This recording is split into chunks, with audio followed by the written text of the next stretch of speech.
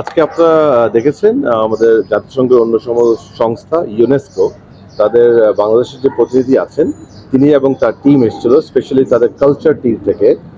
মূলত তারা আজকে আমাদের সাথে তাদের পক্ষ থেকে এসে একটি আলোচনা করেছে যে কিভাবে ফুটবলটাকে ইউজ করে বাংলাদেশের লোকাল হেরিটেজটাকে প্রমোট করা যায় এবং সেক্ষেত্রে কিভাবে ইউনেস্কো আমাদের সাথে কাজ করতে পারে। তো আমাদের তরফ থেকে এই ধরনের উদ্যোগ আমরা সবসময় স্বাগত জানাই। এবং তার চেয়ে বড় কথা, আপনারা জানেন UNESCO being a UN body, তাদের সাথে যদি যে কোনো রকম অ্যাফিলিয়েশন প্রলিফারেশন করতে পারে, এটা ডেফিনেটলি আমাদের জন্য অত্যন্ত ভালো এবং কাম্য। আমাদের পক্ষ থেকে আমরা তাদেরকে বলেছি যে এই ধরনের কনসেপ্ট ফুটবলের মাধ্যমে বাংলাদেশের লোকাল হেরিটেজ যদি প্রমোট হয়, we always welcome it. But এই পুরো পদ্ধতির ভিতরে তারা যেন অবশ্যই ফুটবল এবং ফুটবলারদেরকে ইনকর্পোরেট করে।